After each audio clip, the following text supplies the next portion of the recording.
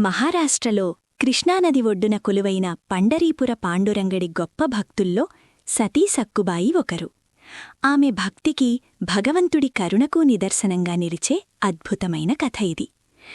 సక్కుబాయి చిన్నప్పట్నుంచే శ్రీకృష్ణ భక్తురాలు. ఆమె మనసు, ధ్యాస ఎప్పుడూ పాండురంగడి మీదే ఉండేది. ఆమెకు వివాహ వయసు రాగానే కరవీరపురంలో ఉన్న ఒక బ్రాహ్మణ కుటుంబానికి చెందిన వ్యక్తితో వివాహం జరిగింది. సక్కుబాయి భర్త మంచివాడే అయినా కాస్త అమాయకుడు.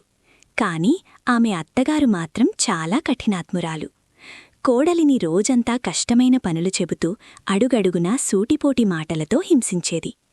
సక్కుబాయి మాత్రం ఈ కష్టాలన్నింటినీ మౌనంగా భరిస్తూ తాను చేసే ప్రతి పనిని ఆ పాండురంగడి సేవగా భావిస్తూ చేసేది.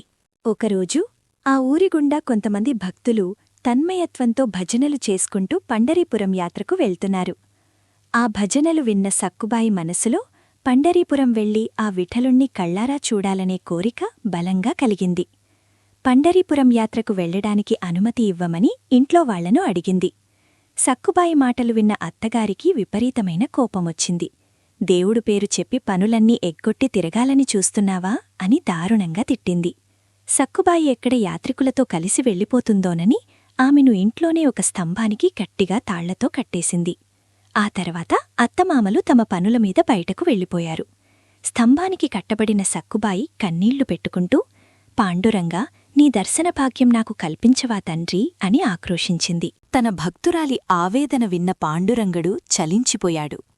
అత్తమామలు ఇంట్లో లేని సమయం చూసి ఒక సామాన్య వృద్ధురాలి రూపంలో సక్కుబాయి వద్దకొచ్చాడు. అమ్మా సక్కుబాయి, నీ ఆవేదన నేను చూడలేకపోతున్నాను. నువ్వు సంతోషంగా వెళ్ళి ఆ విఠలుడి దర్శనం చేసుకో. నేను ఈ తాళ్లు విప్పుతాను అని చెప్పి సక్కుబాయిని బంధనం నుంచి విడిపించింది. వచ్చింది సాక్షాత్తూ ఆ భగవంతుడే అని తెలియని సక్కుబాయి ఆ వృద్ధురాలి సాయానికి చేతులెత్తి మొక్కి పండరీపురం వెళ్తున్న భక్తుల బృందంతో కలవడానికి ప్రయాణమైంది. సక్కుబాయి అలా వెళ్ళిపోగానే ఆ వృద్ధురాలి వెంటనే సక్కుబాయి రూపంలోకి మారిపోయింది.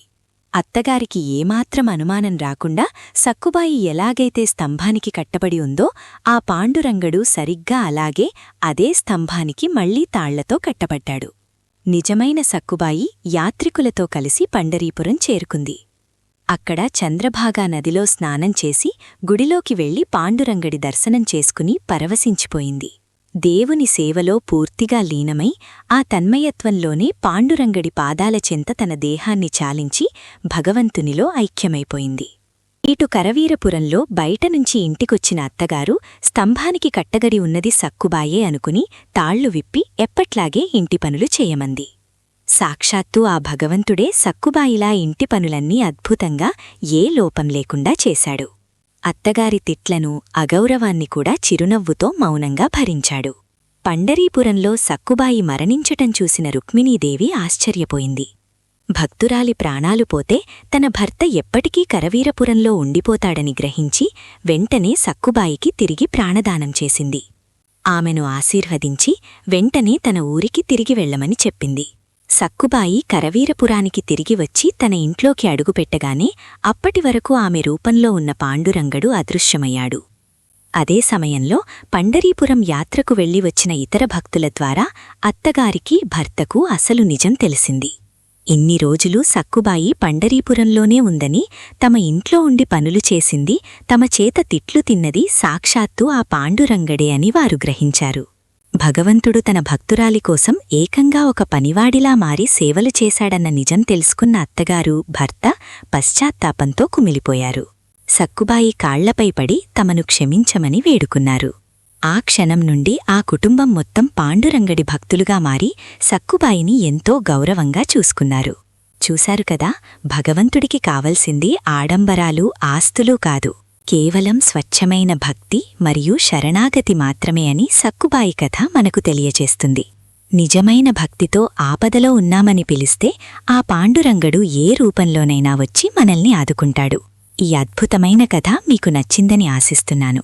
ఇలాంటి మరెన్నో ఆసక్తికరమైన కథల కోసం షార్ట్ స్టోరీస్ విత్ పార్వతీ ఛానల్ని సబ్స్క్రైబ్ చేసుకోవడం మర్చిపోకండి.